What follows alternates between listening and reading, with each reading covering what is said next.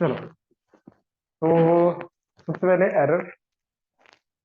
ठीक है, तो how we will use derivative, ठीक है, dy by d x to find the error and the approximate value. ठीक है ना, इस चीज को अब ध्यान से देखो। For very small change are dy by d x is approximately equal to delta y by delta.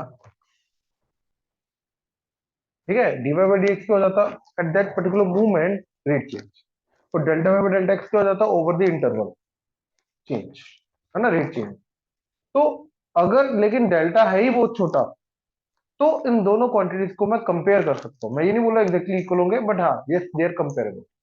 ठीक है ना, तो अप्रोक्सीमेटली इक्वल हो जाएंगे। तो यहां से मैं अप्रोक्सीमेटली बोल सकता हूँ कि डेल्टा वाई वुड अप्रोक्सीमेटली भी equal to d y by d x into delta x. ठीक है, डेल्टा एक्स को क्रॉस मल्टीप्लाई करके लिया है। ठीक है, तो ये आ गया। अब ये पूरा का पूरी चीज को यूज कैसे करना है, ठीक है। मान लो वो बोल रहा है कि एक फंक्शन है जिसकी एक्स इनपुट या ए इनपुट पे, चलो ठीक है, ए इनपुट पे वैल्यू क्या आ रही है, लेट्स से बी। अब इस इनपुट पे मैंने एक चेंज इंट्रोड्यूस किया, दैट इज डेल्टा ए। अब नई वैल्यू हो जाएगी ए प्लस डेल्टा ए। तो ए प्लस डेल्टा ए पे आउटपुट क्या आएगा वो बताना, ये समझे। तो मैं क्या करूंगा, पहले ए पे तो वैल्यू फंक्शन की दे रखी है, ए पे भी दे रखी है। अब मैं ये देखूंगा कि इनपुट में फंक्शन का जो y को एफ ऑफ एक्स है, एक्स के अंदर अगर डेल्टा ए चेंज इंट्रोड्यूस किया गया है, तो उसके अकॉर्डिंगली डेल्टा वाई चेंज क्या आएगा, यानी कि डेल्टा बी चेंज क्या आएगा। तो यहां से बेसिकली ये जो चीज है delta A, that is nothing but x, है ना, डेल्टा एक्स। तो देखो मैं एक्स एंड वाई की फॉर्म में लेके आता हूँ, तो ये एक्स आ जाएगा, एक्स इनपुट में आउटपुट आ रहा है वाई, इसके अंदर चेंज लेके आया डेल्टा एक्स। तो डेल्टा एक्स चेंज आने के बाद प्रॉपर इनपुट जाएगा मेरा एक्स प्लस डेल्टा एक्स। तो डेल्टा एक्स चेंज के कारण ये जो डेल्टा वाई चेंज आएगा, ये डेल्टा वाई चेंज क्या आएगा, ये आएगा ये चेंज, ये जो डेल्टा वाई मैंने कैलकुलेट किया। तो इसके अकॉर्डिंगली मेरा फाइनल वाई क्या आ जाएगा फिर, y plus delta y. Example, वो बोल रहा है 101 के स्क्वायर रूट की अप्रोक्सीमेट वैल्यू निकालो यूजिंग। ठीक है, एक टाइप का क्वेश्चन, 101 की स्क्वायर रूट की अप्रोक्सीमेट वैल्यू निकालो यूजिंग। तो हमने क्या किया, y equal to root x function ले लिया, दिख रहा है, रूट निकालना है तो रूट एक्स फंक्शन ले लिया। ठीक है, अब इसके अंदर इसका आसपास की ऐसी वैल्यू जिसके आउटपुट हमें पता है 100, राइट। तो अगर x मेरा 100 है तो y क्या आ जाएगा 10, हाँ है ना। लेकिन मेरा एक्चुअल इनपुट क्या होना चाहिए, 100 नहीं 101। तो मेरे को 100 से 101 अगर पहुंचना है तो कितना डेल्टा एक्स इंट्रोड्यूस हुआ, 1। तो डेल्टा एक्स कितना आ गया, 1। तो इसके अकॉर्डिंगली डेल्टा वाई क्या आएगा वो मैं ढूंढ लूंगा। और फाइनल इनपुट मेरा एक्स प्लस डेल्टा एक्स बन जाएगा, उसके अकॉर्डिंगली फाइनल आउटपुट मेरा वाई प्लस डेल्टा वाई आ जाएगा। तो मेरा इसके लिए डेल्टा वाई क्या आ जाएगा, that is d y by d x into delta x. Clear हुआ, राइट। अच्छा, what is d y by d x, इस फंक्शन का डेरिवेटिव क्या आ रहा है, 1/2 एक्स की पावर 1/2 -1 -1/2, तो नीचे रूट आ जाएगा। ठीक है, कौन से पॉइंट पे, एक्स पे, तो एक्स को पुट कर दिया इंटू डेल्टा एक्स, क्या आ जाएगा 1/2 रूट 100 10 इंटू डेल्टा एक्स 1, तो आ गया 1/20। ठीक है, 1/20 कितना आ जाएगा, 0.05, राइट। तो मेरा डेल्टा वाई कितना आ जाएगा, 10.05 अप्रोक्सीमेटली। ये समझे, इस तरीके से अप्रोक्सीमेट वैल्यू निकालने का ये तरीका होता है। क्लियर हुआ, श्योर। अच्छा, अब दूसरे टाइप का फंक्शन एरर वाला। ये तो हो गया एरर के थ्रू वैल्यू निकालना, कि अगर इनपुट में एरर इतना आया है तो आउटपुट में एरर कितना आएगा, उसके अकॉर्डिंग उसकी प्रॉपर वैल्यू को वैल्यू करना। अब प्रॉपर इनपुट के अंदर अगर एरर दे रखा है तो आउटपुट में एरर को एनालाइज करने की कोशिश करना, सिर्फ एरर को, वैल्यू नहीं निकालना। ठीक है ना। तो जो डेल्टा एक्स है, ये change in x,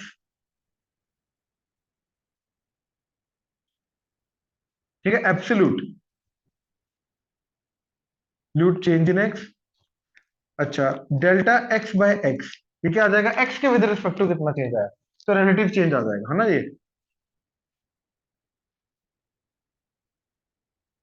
in x and delta x by x into 100 क्या आ जाएगा, परसेंटेज चेंज इन एक्स, ये परसेंटेज चेंज इन एक्स आ जाएगा। ये क्लियर है? ठीक है। अच्छा, अब वो ये बोल रहा है कि मान लो लेट से, वो बोल रहे स्फेयर का जो रेडियस है, राइट, उसके अंदर 10% एरर है। स्फेयर का रेडियस जब हमने कैलकुलेट किया उसके अंदर 10% एरर है, तो वॉल्यूम के अंदर कितना एरर आएगा, ये समझे? राइट। तो हमने ये देखा कि जिसका एरर दिया होता है और जिसका एरर निकालना होता है, पहले तो उनके अंदर रिलेशन डेवलप, ठीक है, सबसे पहले उनके अंदर रिलेशन डेवलप करो। तो क्या आ जाएगा relation, volume is 4/3 pi r cube. अब मेरे को परसेंटेज एरर दे रखा है रेडियस में, तो रेडियस में परसेंटेज एरर कितना है, 10%, यानी कि delta r by r into 100 is 10। ये समझे? ये मेरे को दे रखा है और मेरे को निकालना क्या है, delta v by v into 100। मेरे को वॉल्यूम में परसेंटेज एरर निकालना है, ये समझे? अब क्या करेंगे, देखो यहां पे हम करेंगे डेरिवेटिव, तो dv by d r is equal to 4/3 pi into 3 r²। ये कटा, तो 4 पाई r², ठीक है। लेकिन क्योंकि dv by d x d r जो है ये approximately equal to delta v by delta r होगा, तो इसको मैंने लिखा delta v by delta r. ये समझे? अब एक काम किया, डेल्टा आर को उधर लेके गए, तो delta we is 4 pi r² delta r, ये आ गया। अब हमने ओरिजिनल, क्योंकि देखो डिनोमिनेटर में इसके आर चाहिए, इसके डिनोमिनेटर में वी चाहिए, तो हमने ओरिजिनल स्टेटमेंट से डिवाइड कर दिया, तो क्या आ जाएगा, divided by v divided by 4/3 pi r³ देखो, ये 4 पाई कटा, r² कटा, ये 3 ऊपर चला गया, और ये बन गया डेल्टा आर बाय आर, है ना? अब मल्टीप्लाई बाय 100 कर दो, तो delta v percentage error in volume आ जाएगा, वो क्या आ जाएगा, 3 times percentage error in radius. तो यहां से हमें पता चला कि जितना भी वो रेडियस में एरर है उसका 3 टाइम्स जो है वो वॉल्यूम में एरर आएगा, तो कितना आ जाएगा, या इस तरीके से कैलकुलेट करते हैं। क्लियर हुआ? श्योर। तो जिसका परसेंटेज एरर दे रखा है, राइट, जिसका परसेंटेज एरर निकालना है, दोनों का रिलेशन डेवलप करो, डिफरेंशिएट करो, dy by d x equal to delta y by delta x put करो, राइट, ओरिजिनल स्टेटमेंट से डिवाइड करो, डन। मल्टीप्लाई बाय 100 करना पड़ेगा परसेंटेज में कन्वर्ट करने के लिए, डन। तो एक का परसेंटेज एरर से दूसरे का परसेंटेज एरर में निकाल सकते हैं, ठीक है। ये था अप्रोक्सीमेट वैल्यू, ये है परसेंटेज एरर। क्लियर हुआ? ऑनलाइन क्लियर है? ये नोट करो। अब जो रेट चेंज होता है ना, ठीक है ना, रेट चेंज के अंदर हम एग्जैक्टली सेम चीज करते हैं जो हमने इसके अंदर परसेंटेज एरर वाले में की। क्या?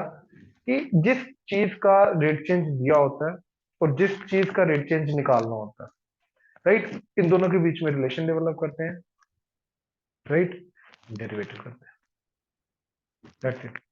इसके अंदर कोई थ्योरी नहीं है। जिस चीज का डेरिवेटिव में रेट चेंज दिया होता है, जिस चीज का रेट चेंज निकालना होता है, उन दोनों का रिलेशन डेवलप करते हैं एंड उनका आपस में डेरिवेटिव करके रेट चेंज का रिलेशन निकालते हैं, ठीक है। जैसे मान लो अगेन यहीं पे यही क्वेश्चन है, ठीक है, वो ये बोल रहा है कि स्फीयर का जो रेडियस है,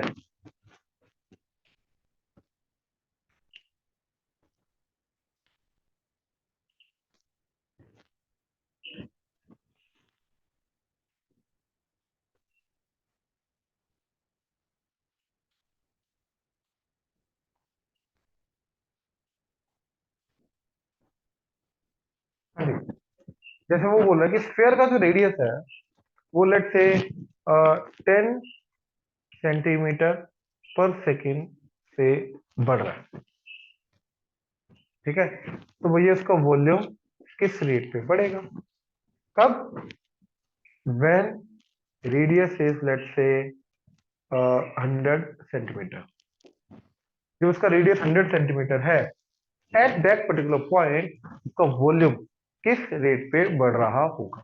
समझे? तो उसके लिए हमने क्या किया, अगेन इसका रेट चेंज दे रखा है रेडियस का, किसका रेट चेंज निकालना है, वॉल्यूम का, राइट? किस पर्टिकुलर मूवमेंट पे निकालना है वो भी दे रखा है। तो जिसका रेट चेंज दिया है, जिसका निकालना है, दोनों का आपस में रिलेशन निकालेंगे, यानी कि वॉल्यूम का रेडियस का। तो volume would be 4/3 pi r cube. अब रेट चेंज जो रेडियस का दे रखा है, किसके विद रिस्पेक्ट टू दे रखा है, टाइम के विद रिस्पेक्ट टू पर सेकेंड। हाँ है ना? तो मैं इसका डेरिवेटिव जो करूंगा वो अब डीवी बाई डी आर नहीं करूंगा, अब क्या करूंगा, डीवी बाई डी टी, मतलब with respect to t derivative करेंगे। तो इस पूरी इक्वेशन का डी के विद रिस्पेक्ट टू डेरिवेटिव करने पे बन जाएगा dv by d t, that is 4/3 pi 3r² d r by d t. ये 3 कटा, 4 pi r² d r by d t. अब देखो किस मूवमेंट पे निकालना है वो भी पता है, क्या रेट चेंज दे रखा है रेडियस का वो भी पता है, जस्ट वैल्यू पुट करनी है। तो 4 पाई इंटू r² मतलब 100 का square, into D r by d t क्या हो जाएगा, 10। तो ये जो आएगा, ये आएगा वॉल्यूम का रेट चेंज, और ये आएगा सेंटीमीटर क्यूब पर सेकेंड। ऑब्वियसली वॉल्यूम का क्यूब आ जाएगा। ये समझे? तो अगेन रेट चेंज इसीलिए ये दोनों topic one of the simplest होते हैं। ठीक है? क्या रेट चेंज के अंदर क्या करना है, जिसका रेट चेंज दे रखा है, जिसका रेट चेंज निकालना है, उन दोनों का आपस में रिलेशन डेवलप करो, डिफरेंशिएट करो ना। ये क्लियर हुआ? राइट? अब इसी के अंदर इनकी एग्जांपल्स दे रखी हैं।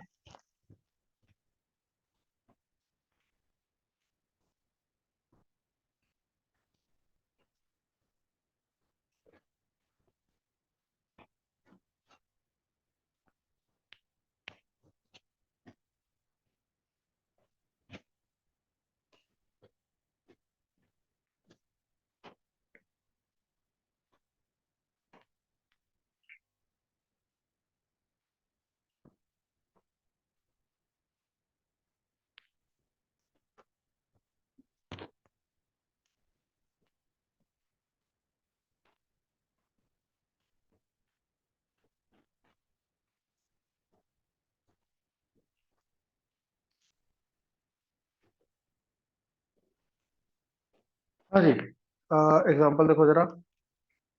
ठीक है, क्या बोल रहा है वो, रेट मेजर में, if the area of the circle measures at a uniform rate, ठीक है, if the area of the circle measures at the uniform rate, show that the rate of increase of the perimeter varies inversely as its radius.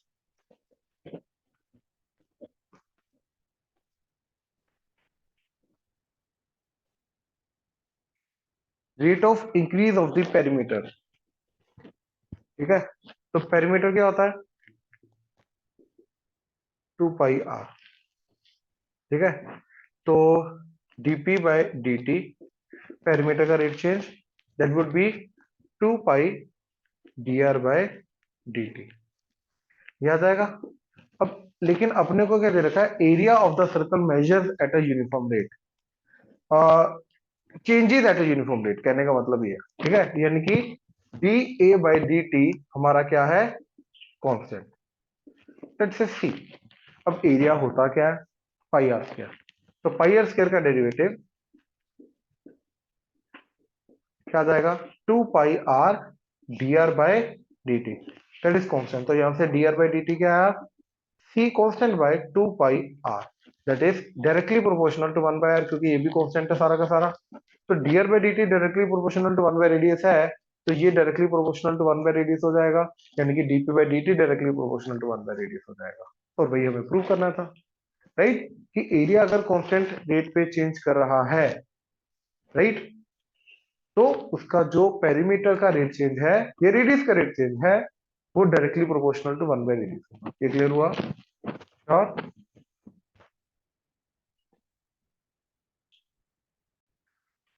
अगला देखो जरा, if the side of an equilateral triangle increases at the rate of, हाँ जी, 2 पाई, हाँ तो उससे वो direct constant का फर्क नहीं पड़ता, डायरेक्टली प्रोपोर्शनल तो 1/r ही आएगा, वेरिएबल तो 1/r ही है ना। कांस्टेंट की मैं बात नहीं कर रहा अभी, प्रोपोर्शनलिटी में कांस्टेंट को प्रोपोर्शनलिटी कांस्टेंट के साथ लगा सकते हैं ना। आर है, आर है, ठीक है ना। अच्छा, the side of an equilateral triangle increases at the rate of dash centimetre पर सेकंड यहाँ पे दिया होना चाहिए था, ठीक है। अपने तरफ से कुछ भी लेके जा सकते हो, कोई दिक्कत नहीं है, ठीक है। And the area increases at the rate of 12 centimetre square per second, then the side of the equilateral triangle is, वो बोल रहा है कि जिस पर्टिकुलर मूवमेंट पे एरिया का रेट चेंज है 12 centimetre square per second and side का रेट चेंज है लेट से अपनी तरफ से 6 ले लो, तो उस पर्टिकुलर मूवमेंट पे साइड की वैल्यू क्या होगी ये बताओ, ठीक है। तो again area is 4/3, sorry √3/4 side square, यही होता है एरिया। तो √3/4 into side square S square. अब मैंने इसका रेट चेंज निकालने के लिए with respect to t derivative कर दिया, तो ये आ जाएगा dA/dt, that is √3/4 into 2 into side into ds/dt, ये आ जाएगा। तो ये आ जाएगा √3/2 साइड इंटू ds/dt।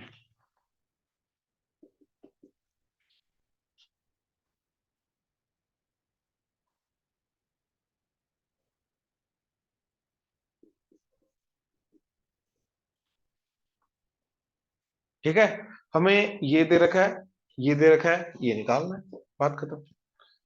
राइट, हमें साइड का रेट चेंज दे रखा है, एरिया का रेट चेंज दे रखा है, और उस पर्टिकुलर मूवमेंट पे जिसका रेट चेंज हमें दे रखा है उस पर्टिकुलर मूवमेंट पे साइड की वैल्यू क्या होगी वो निकालना है, तो साइड की वैल्यू आ जाएगी।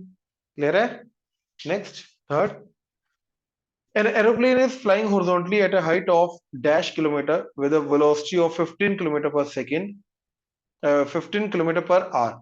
Find the rate at which it is receding from a fixed point on the ground which it passes over 2 minutes ago.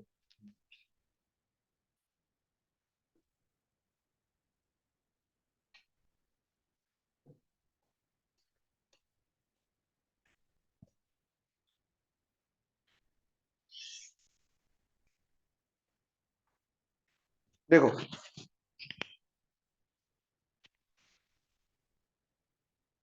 ऐसा जाएगा,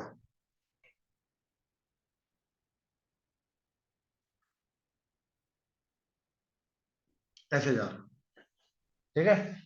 तो अब लेट से वो ये वाला पर्टिकुलर पॉइंट है, right, flying at the height of लेट से हाइट है 10 किलोमीटर, ठीक है। 10 किलोमीटर की हाइट पे वो ट्रेवल कर रहा है, राइट, फ्लाई कर रहा है।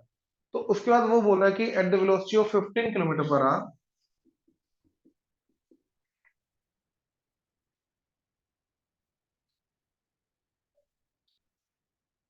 find the rate at which it recedes from a fixed point on the ground which it passes over 2 minutes ago। तो 2 मिनट पे, अब वो यहाँ पे है ऐसे, क्योंकि आगे जा चुका है, तो यहाँ पे स्पीड वो दे रखा है इतनी, है ना। तो 2 मिनट पहले जिस पॉइंट को वो पास कर चुका है उस पर्टिकुलर पॉइंट से वो कितनी स्पीड पे रिसीड कर रहा है,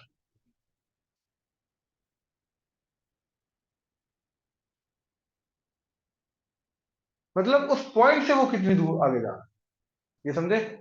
उस पॉइंट से दूर जाने का मतलब ये है, हाँ, हाँ, नहीं नहीं, उस ये वाला डिस्टेंस का रेट चेंज पूछ रहा हूँ, ये समझे, ठीक है। क्योंकि देखो इस प्लेन का इस पॉइंट से डिस्टेंस तो ये वाला होगा ना, तो वो बोल रहा है कि ये प्लेन जो है उस पॉइंट से कितने रेट पे दूर जा रहा है, तो ऑब्वियसली इसका मतलब क्या हुआ कि उस प्लेन का उस पॉइंट से जो डिस्टेंस है उस डिस्टेंस के रेट चेंज की बात कर रहा हूं, ये समझे, ठीक है। अब हाइट दे रखी है हमें, राइट, अब ये डिस्टेंस क्योंकि वेरी करता जा रहा है ना, राइट, तो अगर ये डिस्टेंस वेरी करता जा रहा है तो वो वेरी करने का ही रेट चेंज जो है वो रेट चेंज पूछ रहा है, बात खत्म, ठीक है ना। अच्छा, अब देखो, मान लो ये डिस्टेंस x है, ये डिस्टेंस, ये तो 10 ही है, फिक्स्ड है ना। अब ये डिस्टेंस चेंज होने के कारण ये राइट एंगल ट्रायंगल के अंदर हाइपोटेन्यूज चेंज करेगा, तो ये क्या आ जाएगा 10² plus x² under the root, ये आ जाएगा ये वाला डिस्टेंस d। अब मेरे को चाहिए d, डिस्टेंस d मत लेके जाओ, ये स्लांट डिस्टेंस लेके जाना, लेट से s ले लिया, तो s जो है वो आ गया 10² plus x² under the root. अब मैंने कर दिया इसका डेरिवेटिव, तो ds/dt क्या आ जाएगा, पहले पावर 1/2 का, ठीक है, √10² plus x² into 2x dx by dt। तो ये 2 कटा, तो दैट इज x। अच्छा dx बाय dt क्या हो जाएगा, ये चेंज इस डिस्टेंस का एक चेंज, वो वेलोसिटी हो जाएगा प्लेन की, राइट, वो तो वेलोसिटी हो जाएगा प्लेन की, और वो कितनी देर की अपने को 15, तो dx बाय dt आ गया 15 divided by 10 square plus x square under the root. अब हमें ये देखना है कि x क्या होगा, x क्या होगा मतलब जिस पर्टिकुलर मूवमेंट पे वो बात कर रहा है उस पर्टिकुलर मूवमेंट पे वो x क्या होगा, और किस मूवमेंट की बात कर रहा है, 2 मिनट्स बाद की। तो अब ये सोचो अगर प्लेन की स्पीड 15 किलोमीटर पर आ रहा है, यानी कि 60 मिनट्स में वो 15 किलोमीटर जाता है, तो 2 मिनट्स में वो कितना जाएगा, 15 by 60 into 2, that is half kilometre जाएगा। यानी कि ये कितना डिस्टेंस की बात कर रहा है, हाफ डिस्टेंस। यानी कि जिस पर्टिकुलर मूवमेंट में वो पूछ रहा है उस पर्टिकुलर मूवमेंट पे एक्स क्या है, हाफ, तो इसके अंदर एक्स को हाफ पुट कर दो, तो क्या आ जाएगा, 15 into half divided by 10 square plus half का स्क्वायर अंडर रूट। तो ये जो वैल्यू आएगी ये हमारा, ये क्लियर हुआ, श्योर, ये किलोमीटर पर सेकंड के फॉर्म में आ जाएगा। चलो, ये था हमारा rate change and error and approximation. ठीक है, अब इंक्रीजिंग डिक्रीजिंग वाला पार्ट देखते हैं।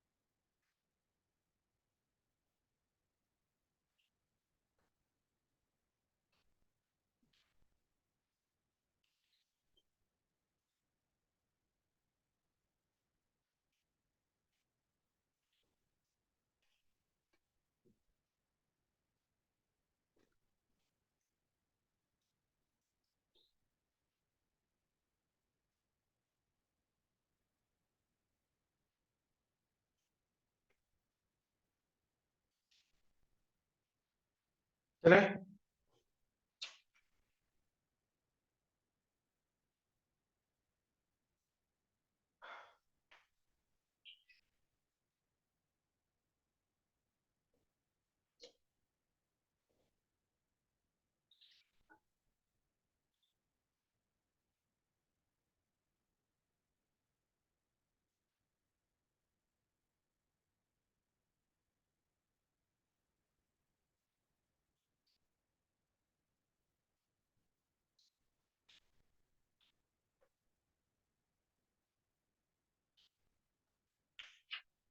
देखो, तो मोनोटोनिसिटी का मतलब होता है function is either completely increasing और कंप्लीटली डिक्रीजिंग, या तो हमेशा बढ़ता जा रहा है या तो हमेशा कम होता जा रहा है। दोनों केसेस में फंक्शन को क्या बोलेंगे, मोनोटोनिक। या तो हमेशा बढ़ना चाहिए, कॉम्बिनेशन नहीं आना चाहिए, ऐसा नहीं बढ़ के एक इंटरवल के अंदर बढ़ के कम हो रहा है ना, इन दैट केस इंटरवल के अंदर हम ये नहीं बोलेंगे कि वो मोनोटोनिक है, नहीं, मोनोटोनिक नहीं हो। हाँ, इंक्रीजिंग डिक्रीजिंग का कॉम्बिनेशन जरूर है बट मोनोटोनिक, राइट। अब इंक्रीजिंग की या डिक्रीजिंग की डेफिनेशन क्या है, कि एक पर्टिकुलर पॉइंट पे अगर फंक्शन इंक्रीजिंग है तो उस पर्टिकुलर पॉइंट के पहले एंड उस पर्टिकुलर पॉइंट के बाद इन तीनों वैल्यूज को कंपेयर किया जाएगा, दैट इज एच पहले, एच बाद, ए, ए माइनस एच, ए प्लस एच। तो इन दैट केस ए पे जो वैल्यू आएगी, अगेन अगर वो मोनोटोनिकली इंक्रीजिंग है तो जो ए पे वैल्यू आएगी ए माइनस एच से ज्यादा होगी एंड ए प्लस एच से कम होगी। तो F of A is less than F of A plus H greater than F of A minus H. अगर ऐसा हुआ तो फंक्शन एफ ऑफ एक्स क्या होगा, मोनोटोनिकली इंक्रीजिंग होगा। ठीक है, एंड अगर डिक्रीजिंग है तो ए पे जो वैल्यू आएगी वो ए प्लस एच से ज्यादा होगी ए माइनस एच से कम होगी। तो F of A would be greater than F of A plus H and less than F of A minus H.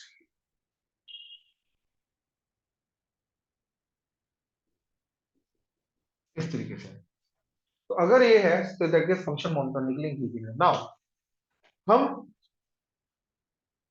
Function के एक पर्टिकुलर पॉइंट पे मोनोटोनिक होने की बात तब करेंगे जब वो डोमेन के अंदर है, इररिस्पेक्टिव वो कंटिन्यूस है या नहीं है, डिफरेंशिएबल है या नहीं है, था इसका फर्क नहीं पड़ता। अगर एक फंक्शन इंक्रीजिंग है तो जरूरी नहीं है कि वो फंक्शन कंटिन्यूस होना चाहिए और वो फंक्शन डिफरेंशिएबल होना चाहिए ना, ये जरूरी है। ठीक है, अब जैसे देखो,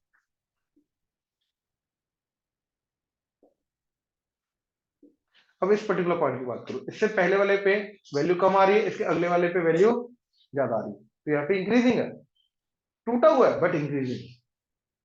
ये समझ में आया? ठीक है, अच्छा अब ऐसा देखो,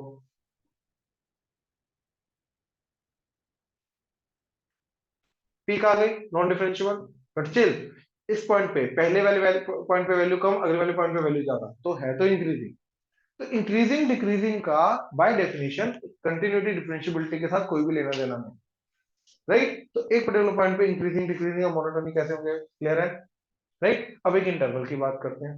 अब एक इंटरवल के अंदर अंदर एक फंक्शन मोनोटोनी कब होगा, जब उसके हर एक पॉइंट पे वो क्या होगा, increasing, right?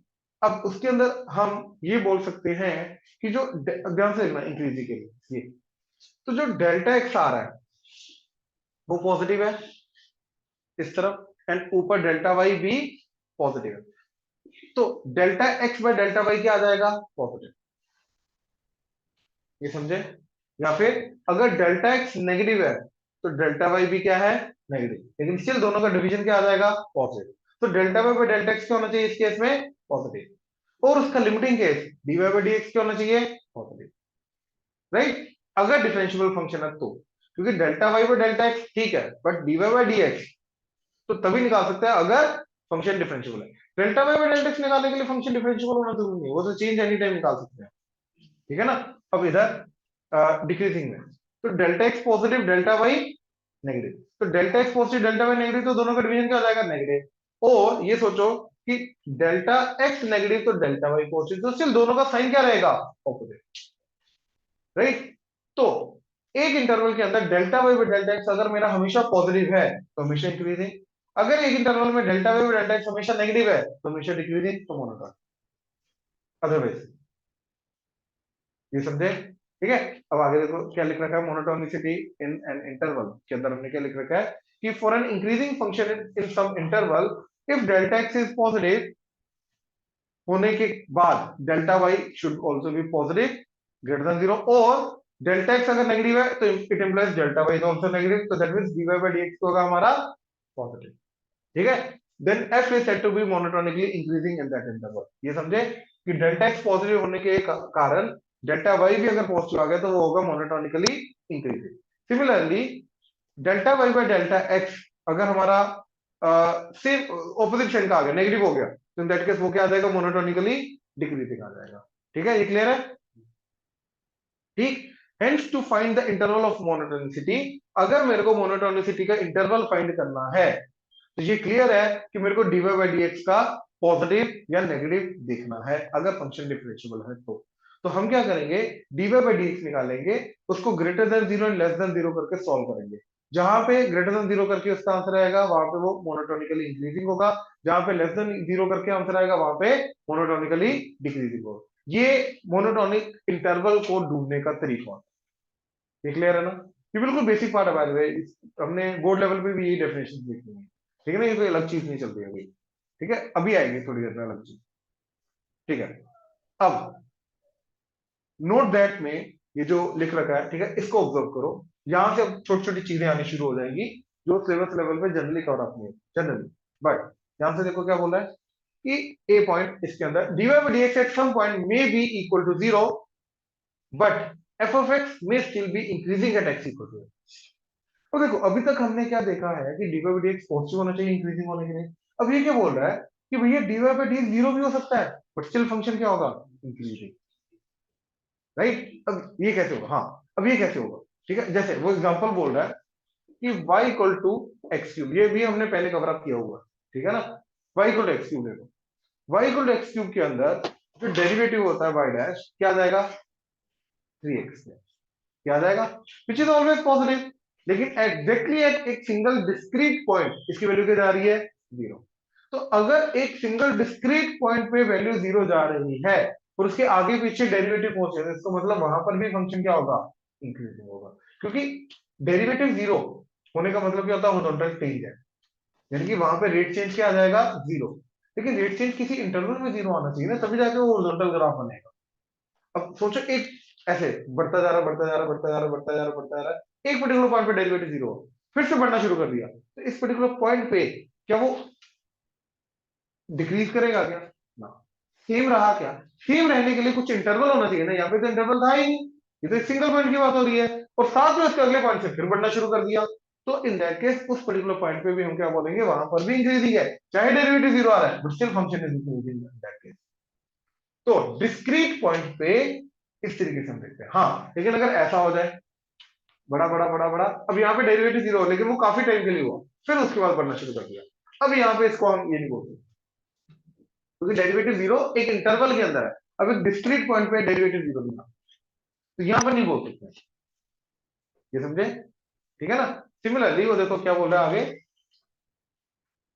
example f of x is equal to x cube which is increasing at x equal to 0 although f dash x is 0, this is because proper बोल रखा उसने, this is because जीरो के पहले वाले point पे और अगले वाले पॉइंट पे वो अपनी डेफिनेशन को फॉलो कर रहा है इंक्रीजिंग, ठीक है ना, वही चीज मैंने बोला ना कि उसके पिछले वाले पॉइंट पे वैल्यू कम है, अगले वाले पॉइंट पे वैल्यू ज्यादा है, तो वो डेफिनेशन को फॉलो कर रहा है, ठीक है ना, तो डेफिनेशन को फॉलो करते हुए at all such points where dy by dx is zero but function is still increasing or decreasing, अच्छा ऐसे डिक्रीजिंग भी हो सकता है, राइट, तो ऐसे फंक्शन पे हमेशा कर्व जो होता है अपना कर्वेचर चेंज करता है, ध्यान से देखो इधर, पहले था डाउनवर्ड कर्वेचर, उसके बाद हो गया अपवर्ड अपवर्ड कर्वेचर, तो जिस पर्टिकुलर ऐसे पॉइंट्स पे जहां पे डेरिवेटिव जीरो हो रहा है बट स्टिल फंक्शन की मोनोटोनिसिटी चेंज नहीं हो रही, इंक्रीजिंग है तो इंक्रीजिंग रहेगा, डिक्रीजिंग है तो डिक्रीजिंग रहेगा, ऐसे पॉइंट्स को हम बोलते हैं पॉइंट ऑफ इन्फ्लेक्शन, ठीक है, ऐसे पॉइंट्स को हम बोलते हैं पॉइंट ऑफ इन्फ्लेक्शन, ठीक है, तो all such points where dy by dx is zero but y is still increasing or decreasing is known as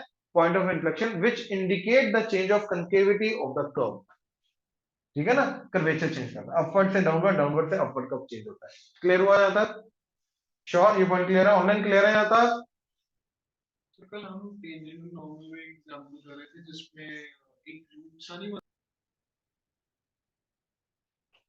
अच्छा, बी पॉइंट देखो जरा क्या बोल रहा है कि if f is strictly f is increasing for x is greater than 1 and f is also increasing for x is less than 1, then f is also increasing at x equal to 1 provided f of 1 is defined, यार वो ये बोल रहा है कि एक point के पहले भी इंक्रीजिंग है, बाद में भी इंक्रीजिंग है, और एक पर्टिकुलर पॉइंट पे डिक्रीजिंग तो हो नहीं सकता, राइट, तो अगर वहां पे फंक्शन डिफाइंड है तो उस पर्टिकुलर डिफाइंड पॉइंट पे फंक्शन क्या होगा, उस पॉइंट पे भी इंक्रीजिंग ही होगा, जो मर्जी हो जाए, ठीक है, ये इनफैक्ट फर्स्ट वाला केस जो था वो भी इसके अंदर आ सकता है कि जीरो पे जहां पे डेरिवेटिव जो मर्जी आ रहा फर्क नहीं पड़ता,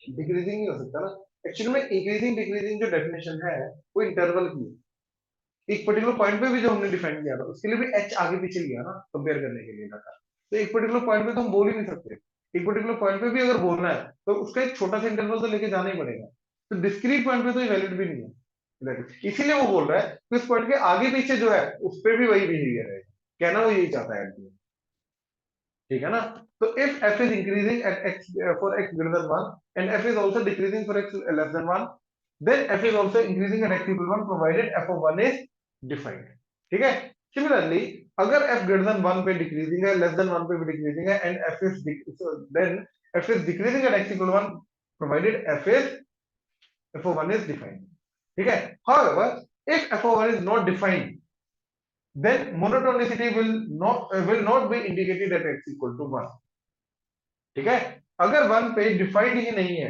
तो उस पर्टिकुलर पॉइंट पे मोनोटोनिसिटी को हम डिफाइन नहीं करेंगे क्योंकि वो डिफाइंड ही नहीं है, ठीक है, जैसे ये ले लो y equal to 1 by x minus 1, ये जो एग्जांपल है इसका डेरिवेटिव करो, 1 पे तो दिख रहा है ना कि डिफाइंड ही नहीं है, 1 पे डिनोमिनेटर नॉट जीरो जा रहा है, ओवरऑल फंक्शन मॉडिफाइड, तो डेरिवेटिव क्या आएगा y dash minus 1 by 1 minus x का सॉरी x माइनस 1 का होल स्क्वायर, ये आ जाएगा, तो इट इज प्योरली नेगेटिव, तो 1 के पहले भी नेगेटिव 1 के बाद भी नेगेटिव, तो इसका मतलब क्या है कि 1 को छोड़ के हर एक पॉइंट पे क्या है, ये मोनोटोनिकली डिक्रीज, लेकिन 1 पे मोनोटोनिसिटी इसकी डिफाइन नहीं है, ठीक है ना। नेक्स्ट सी पॉइंट पे ये अगेन बिल्कुल बेसिक डेफिनेशन को फॉलो कर रहा है, ठीक है, ध्यान से देखो।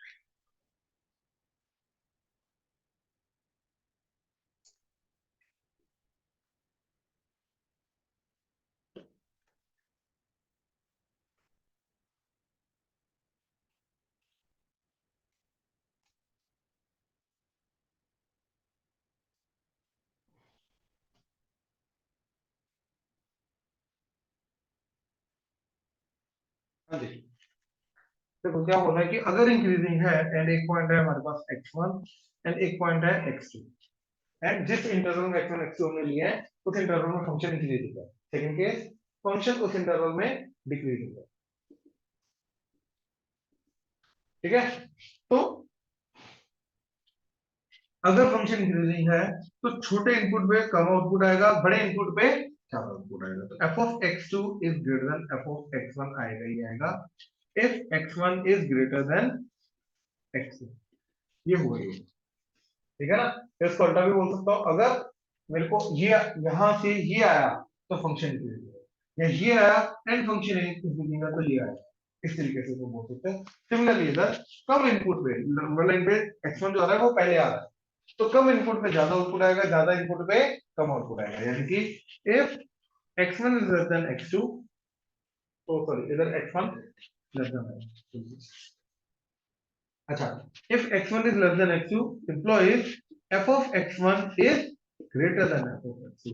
इनपुट छोटा है बट आउटपुट ज्यादा है, then the function is decreasing, right. ये डेफिनेशन को भी हम फॉलो कर सकते हैं। क्लियर हुआ? ठीक, अच्छा,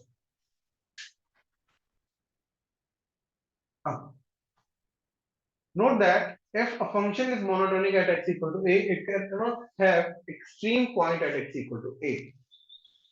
ठीक है ना, अगर एक पर्टिकुलर पॉइंट पे फंक्शन बढ़ते जा रहा है, बढ़ते जा रहा है, बढ़ते जा रहा है, तो एक्सट्रीम पॉइंट का मतलब मैक्सिमा या मिनिमा उस पॉइंट पे नहीं होगा। ये समझ में आया? ठीक है, अच्छा, that is a point on the curve cannot simultaneously be an extremum as well as the monotonic point। ये हो नहीं सकता, ठीक है, एक कर्व के ऊपर आने वाला पॉइंट। ठीक, अच्छा, ये जो एग्जांपल है तीन, ये मैं कराता हूँ, ठीक है, बट उसके पहले ये जो आगे लिख रखा है ना, इस चीज को देखो, greatest and the least value of the function. अब जो पिछला पॉइंट हमने नोट दैट में बोला ना, ठीक है ना, ये अंदर आने वाले पॉइंट्स के ऊपर हम बात करते हैं, ना कि एक्सट्रीम एंड पॉइंट्स पे, क्योंकि एक्सट्रीम एंड पॉइंट्स पे अगर हम बात करें तो मान लो ऐसा function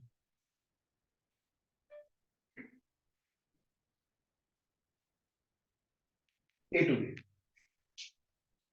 simple plain straight line A to B, ठीक है। तो अगर मैं ऐसे फंक्शन की बात करूं, ठीक, नाउ ए टू बी के बीच में हर एक पॉइंट पे फंक्शन क्या है, इंक्रीजिंग, ए पे भी इंक्रीजिंग, बी पे भी इंक्रीजिंग, लेकिन still a b are extreme point, a पे मिनिमम वैल्यू, बी पे maximum।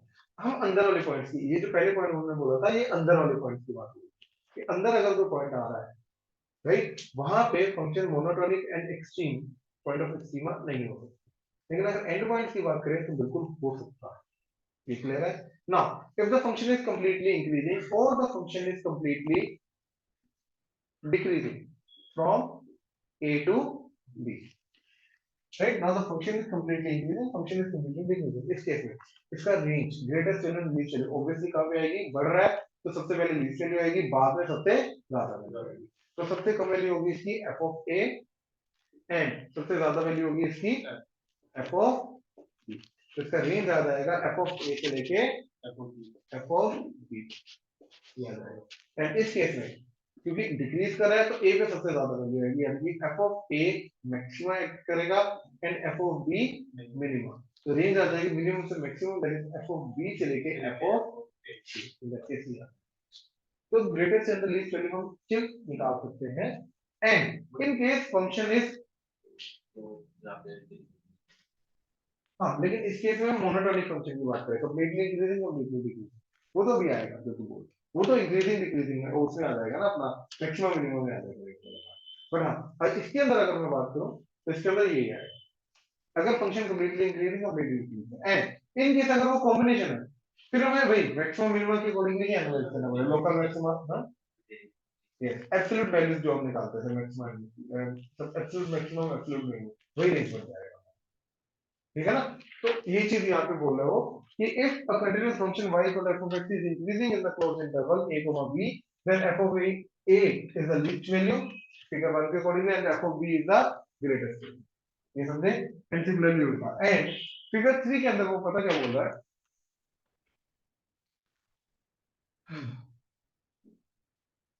if f of x is not non monotonic in a comma b close bracket, ठीक है, मतलब कभी इंक्रीज कर रहा है कभी डिक्रीज कर रहा है, ठीक है, then greatest and the least value are those where f dash x is 0 or does not exist, extremum point, क्योंकि वहां पे पीक भी हो सकती है, कर्वेचर चेंज कर वो सॉरी अपना टर्निंग पॉइंट आ जाएगा ना, तो टर्निंग पॉइंट पे पीक भी आ सकती है या फिर स्मूथली भी जा सकता है, तो जो मैक्सिमम मिनिमम वैल्यू आएगी इन दैट केस अगर वो इंक्रीजिंग डिक्रीजिंग सॉरी अपना नॉन मोनोटोनिक है यानी कि इंक्रीजिंग डिक्रीजिंग का कॉम्बिनेशन है, तो इन दैट केस उसकी जो पॉइंट ऑफ एक्सट्रीमा आएगा वो क्या आएगा, जहां पे डेरिवेटिव या तो 0 होगा या तो डेरिवेटिव एग्जिस्ट नहीं करेगा, डेरिवेटिव डज नॉट एग्जिस्ट, ये समझे, ये चीज वही बोल रहा है, वो थर्ड केस फिगर के अंदर वो ये चीज समझा रहा है, ये क्लियर है, राइट। अब आ जाओ एग्जांपल पे, पहले इसके जस्ट पीछे, ठीक है, सबसे पहले हमें इंक्रीजिंग डिक्रीजिंग का इंटरवल है, राइट, तो फंक्शन है y equal to x square e की पावर माइनस एक्स,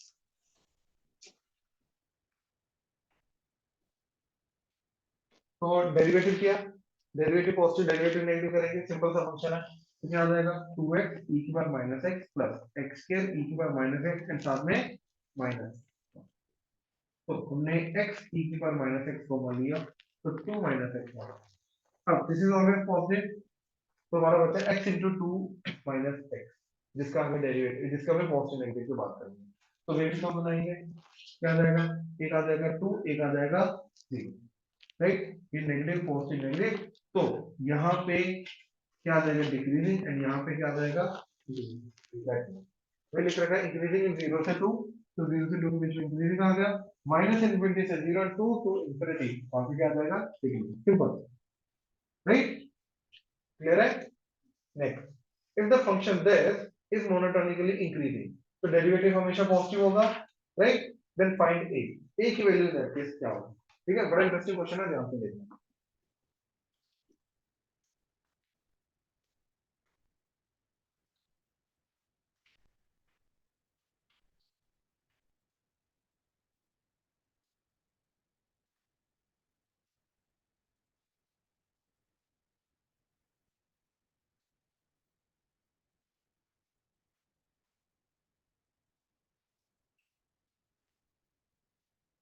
देखो f of x is sin x minus a sin 2x, आगे minus sin 3x plus 2a, right, तो इसका डेरिवेटिव क्या आ गया cos x minus a cos 2x into 2 minus cos 3x into 3 and ये आ जाएगा 2, ये आ जाएगा, अब क्लियरली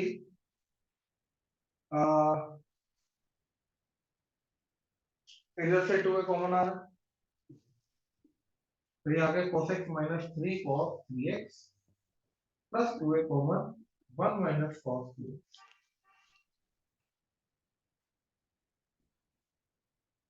ठीक है, तो क्या आ जाएगा 2 sin 2x into 2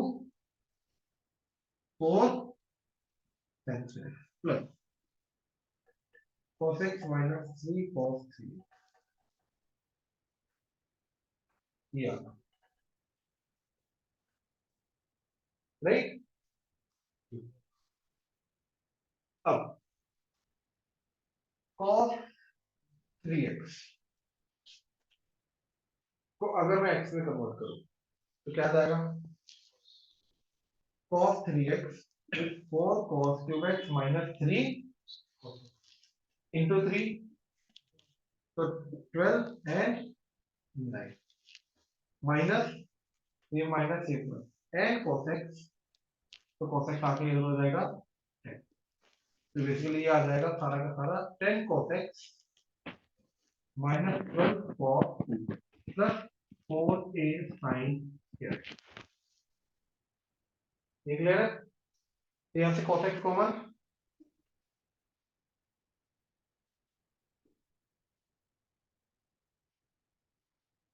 ठीक है, तो cos स्क्वायर x को मैं sin स्क्वायर में कन्वर्ट कर सकता हूँ, तो 10 minus 12 into 1 minus sin square, तो ये देगा 10 minus 12 plus 12 sin square minus 2 आ गया ना, तो 12 sin स्क्वायर मिलेगा, ठीक है, ठीक। तो 12 sin square cos minus 2 cos plus 4a sin, ये आ गया। इन दोनों में से क्या कॉमन आ रहा है, एक 4 कॉमन आ रहा है, एक sin स्क्वायर कॉमन आ रहा है, राइट। हाँ जी, मैंने कुछ cos में नहीं, और कुछ नहीं cos हुआ है।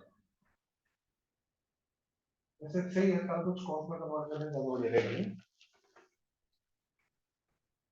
इसको ही 1 माइनस cos के लिख लो, ये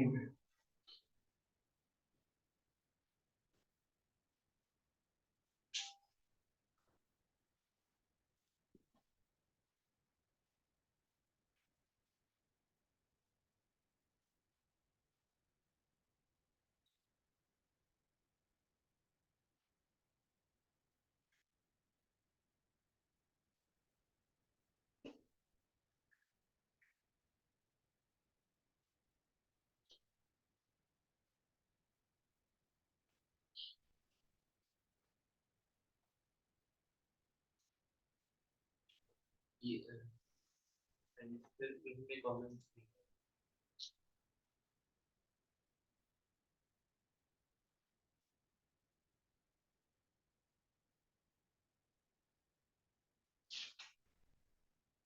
क्या काम है, थोड़ी सी गड़बड़ की फंक्शन लिखो, ठीक, इन दोनों को पता, इन दोनों को sin t minus sin t 2 sin this minus this minus x by 2 minus x cos 2x, दोनों से माइनस a कॉमन, तो sin 2x एंड क्या आ जाएगा माइनस a,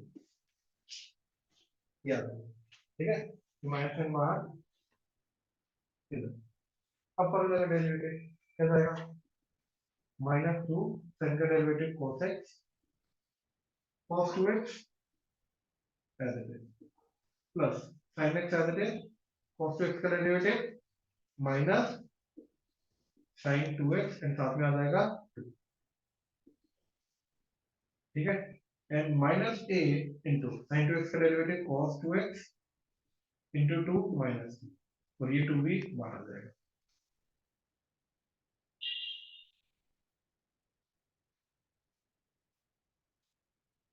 ठीक,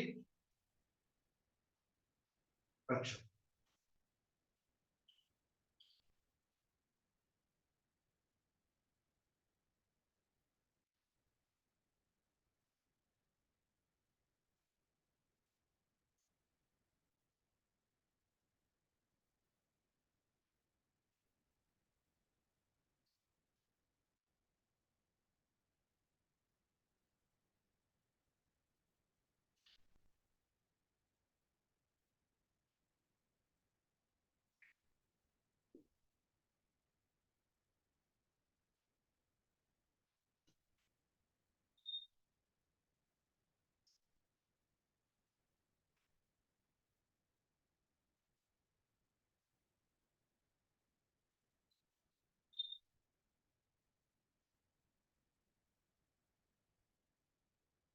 अगर इसको एक को अलग कर देंगे तो सेम हो जाएगा ये वाला ना।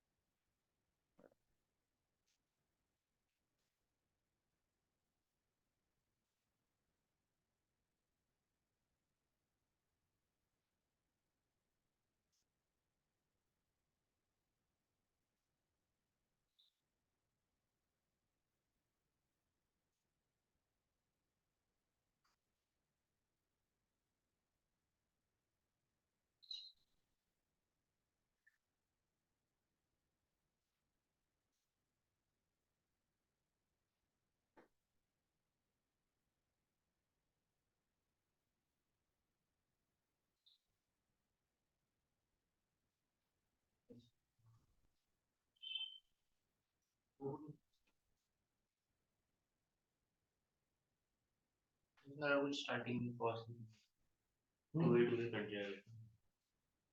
हाँ टू वे कट जाएगा।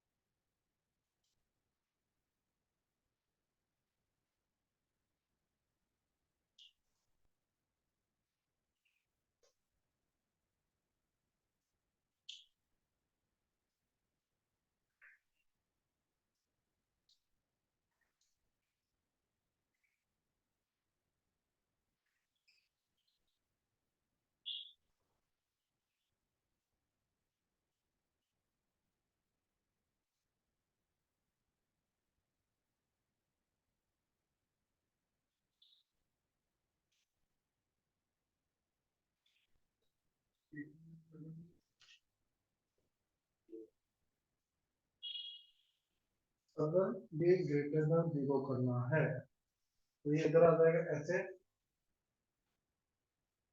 और ये बन जाएगा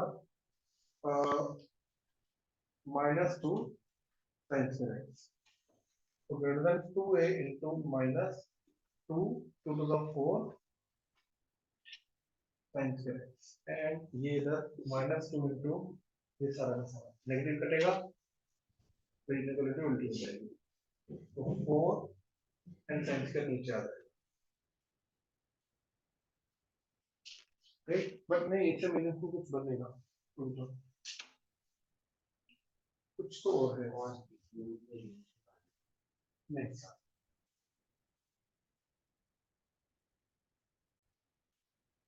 है ना। अब दोनों दिमाग में तो क्वेश्चन बोलता है यहाँ पे -1/3 आना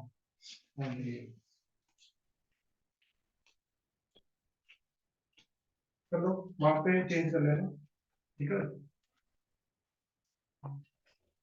अब देखो जरा ठीक है आपको हो जाना चाहिए डेरिवेटिव किया cos x -a cos 2x into 2 ये आ जाएगा 3 3 घटेगा तो माइनस cos 3 प्लस 2 ये आ गया। अब cos 3 माइनस cos 2 ठीक है तो -2 साइन दोनों का एडिशन बाय 2 2x साइन दोनों का subtraction this minus this by 2 sine x और इधर से 2a common 1 minus cos 2x ये आ गया ठीक है। अच्छा अब ये इसका 2 sin x cos x open हुआ ठीक है तो ये बन गया 2 to the 4 sin x and cos x तो ये बन जाएगा sin square x into cos x and ये बन जाएगा 2 sin square x तो 2 sin square x and 2 4 sin square x तो 4 साइन स्क्वायर एक्स होगा, तो क्या बचेगा a माइनस cos x, ये आना चाहिए अपने से, वही ना वो 3 के कारण गड़बड़ हो रही थी, क्वेश्चन गलत था, ठीक है। अब ठीक है, तो 4 sin square x into a minus cos x, ठीक। अब ये तो पॉजिटिव, ये पॉजिटिव, इसको पॉजिटिव होना पड़ेगा। अब ये सोचो cos की मिनिमम वैल्यू क्या होती है, राइट, -1। तो अच्छा, अब अगर a की वैल्यू 1 से बड़ी बड़ी हो गई, ये सोचो, तो cos -1 to 1 के बीच को कुछ भी हो जाए फर्क नहीं पड़ता, ये वो 1 से बड़ी वाली वैल्यू जो है उसको पॉजिटिव कन्वर्ट करती है, ये समझे, राइट। अब ये कैसे देखते हैं, मान लो ये फंक्शन वेरी कर रहा है, मेरे को एक वेरिएबल लेना है जो इसके साथ मिलके इसको हमेशा पॉजिटिव बनाए, ये समझे, श्योर, राइट। अब ये समझो कि अगर तो मिनिमम वाली वैल्यू पॉजिटिव हुई तो मैक्सिमम वाली तो पॉजिटिव होगी होगी, ये एक्स एक्सिस है, ये ऐसे वेरी कर रहा है, अगर नीचे वाली चीज ही अबव एक्स एक्सिस है, ऊपर वाली तो आएगी आएगी, ये समझे। तो we have to make sure minimum वाली चीज जो है वो पॉजिटिव है, कॉस की मिनिमम वैल्यू -1, राइट। लेकिन इस पूरी चीज के अंदर ये नेगेटिव होने के कारण ये क्या चला जाएगा, राइट। तो ओवरऑल क्या जाएगा a-1 जब cos बन जाए, क्योंकि फंक्शन यहाँ पे क्या है a प्लस माइनस cos, ये चीज। अब इसकी मिनिमम वैल्यू क्या जाएगी -1, इस पूरी चीज की मिनिमम वैल्यू -1, तो a-1 शुड बी पॉजिटिव, तो a should be greater than 1, ये समझे, ठीक है। तो 1 से इंफिनिटी स्टार्ट।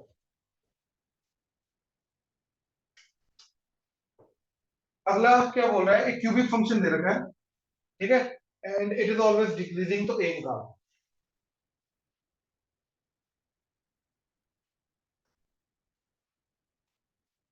इसका मतलब क्लोज भी है, हाँ जी, 1 पे क्लोज है, नहीं ग्रेटर देन 1 की बात कर रहे हैं, नहीं ओपन, ठीक है ना।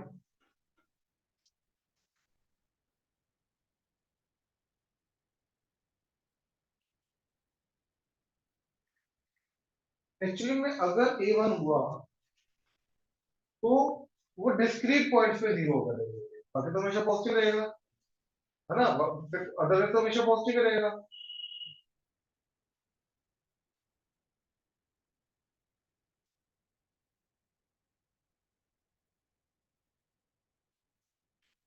बिल्कुल इंक्लूडेड, ठीक है ना। अच्छा, next is a+2 into x cube -3x²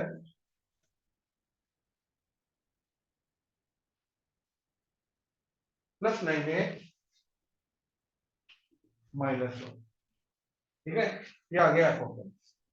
it is always decreasing, तो a निकालना क्या है, फिर डिक्रीजिंग में तो डेरिवेटिव हमेशा नेगेटिव होना चाहिए, क्वाड्रेटिक का क्वेश्चन चला गया, 3a+2 into x² -6ax plus 9। अब ये हमेशा क्या होना चाहिए, नेगेटिव, यानी कि हमेशा बिलो एक्स एक्सिस वाला होना चाहिए, तो बिलो एक्स एक्सिस के लिए a negative and discriminant negative, a negative मतलब ये नेगेटिव होना चाहिए, तो a+2 should be less than 0, and इसका डिस्क्रिमिनेंट निकाल दो, हो जाएगा this 36a² -4 into a, that is 3 into a+2 into 9a, that should be less than 0, दोनों को साइमल्टेनियसली सॉल्व कर लो अपने आप यार, ठीक है। चलो बिल्कुल लास्ट में देखो जरा, दो एग्जांपल दे रखी है,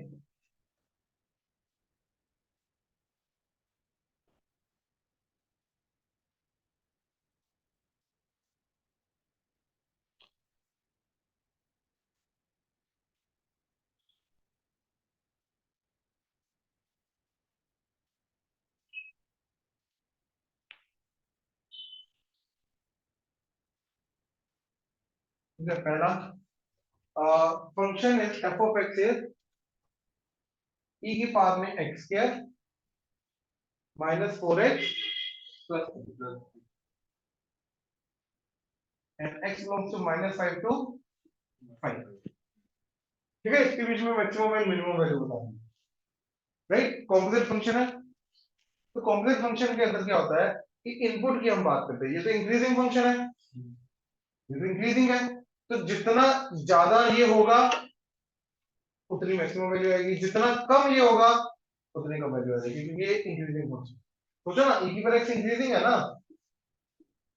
e की पावर x आउटपुट सबसे ज्यादा कब आएगा, जब इसके अंदर इनपुट सबसे ज्यादा हो, यानी कि ये वाली वैल्यू सबसे ज्यादा आएगी। और सबसे कम कब आएगा, जब उसके अंदर इनपुट सबसे कम होगा। तो हमें इसकी मैक्सिमम और मिनिमम वैल्यू देखनी है इसमें, राइट। उसके अकॉर्डिंगली e की पावर का मैक्सिमम या मिनिमम वैल्यू है। तो हमने क्या किया, इसका डेरिवेटिव किया, 2x - 4 = 0, तो x = 2। तो 2 पे भैया इसका टर्निंग पॉइंट आ रहा है, और 2 पे वैल्यू क्या आ रही है, 2 का स्क्वायर 4 -4 to the 8 + 3 क्या आ गया, -1। ये समझे, 0 पे वैल्यू 3 आ रही है, तो ये ऐसा हो जाएगा। तो -5 पे एंड 5 पे एंड मिनिमम वैल्यू आ रही है -2 पे, तो मिनिमम वैल्यू तो पता चल गई, -1 आ रही है। मैक्सिमम वैल्यू अब कहां पे आएगी, -5 पे आएगी। क्यों, क्योंकि ये डिस्टेंस ज्यादा है, ये डिस्टेंस कम है 2 से, ये तो 3 आगे जा रहा है तो ऑब्वियसली कम ऊपर जाएगा, ये कितना जा रहा है 5 and 2 7 7 पीछे जा रहा है तो ऑब्वियसली ज्यादा पीछे जाएगा। तो -5 पे इसकी मैक्सिमम वैल्यू आएगी, तो -5 पुट करा के देखा, तो एट x = -5 क्या आ गया वैल्यू, -5 का square 25, minus minus plus 5 4 20 plus 3 कितना आ जाएगा 48। तो e की power 48 that is the maximum value, and at x = 2, x = 2 पे इस पूरी चीज की वैल्यू क्या आ रही -1, तो e की पावर -1 इज द मिनिमम। ये दिख रहा है, क्लियर हुआ, श्योर, पक्का ना। नेक्स्ट x की पावर 1/x को यूज करके पाई की पावर e एंड e की पावर पाई में से कौन सा बड़ा है, इस चीज को एनालाइज करना। ठीक है, बड़ा इंटरेस्टिंग क्वेश्चन है, ध्यान से देखो।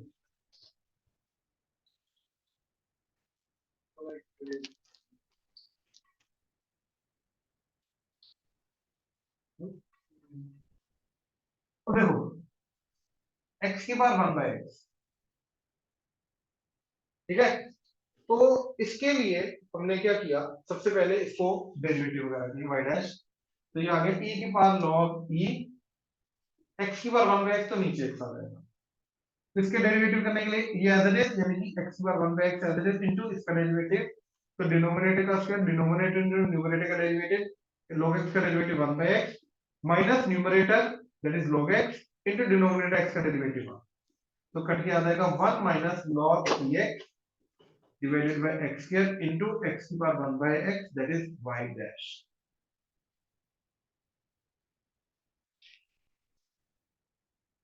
ठीक है, ये पॉजिटिव इसकी बात करेंगे, ये पॉजिटिव कब होगा, जब 1 माइनस log ex would be greater than 0, यानी कि log ex is less than 1, यानी कि x is less than e, तब होगा इक्विलिब्रियम।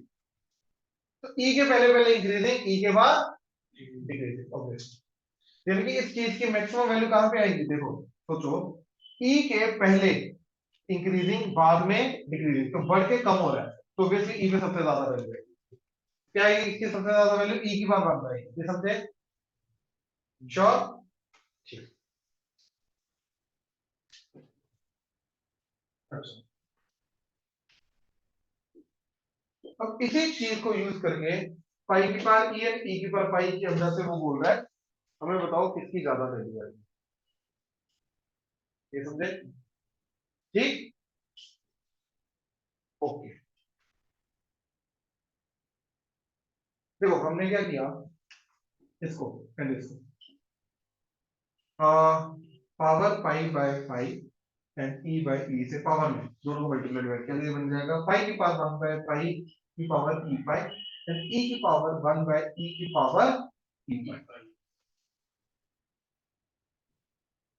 ठीक है, ये पाई की पावर 1 बाय पाई ई पाई, ई की पावर 1 बाय ई ई पाई, ये बन गया। अब अगर हमें पाई की पावर ई को ई की पावर पाई को कंपेयर करना है, तो एक्चुअली में हमें ये कंपेयर करना है, क्योंकि पावर तो सेम ही है इनकी, इसी फंक्शन पे पाई पे वैल्यू ज्यादा आएगी या ई पे वैल्यू ज्यादा आएगी, ये कंपेयर करना। ये समझे? पक्का? ये बन गया ना, ये फंक्शन इसके अंदर पाई पुट कर रहा है, ई पुट कर रहा है, तो इसी फंक्शन के अंदर पाई पे वैल्यू ज्यादा आएगी या ई पे वैल्यू ज्यादा आएगी, हम देखो ये कंपेयर। ये समझे? ठीक। अब ई के बाद फंक्शन क्या है? तो ई तो 2.7 समथिंग होता है, पाई होता है इधर, तो किस पे वैल्यू ज्यादा आएगी इसकी? भाई डिक्रीज कर रहा है ना उसके बाद, तो ई पे ज्यादा आएगी ऑब्वियसली, तो ऑब्वियसली ये ज्यादा होगा, ये कम होगा, मतलब ये ज्यादा होगा, ये कम होगा, मतलब ये ज्यादा।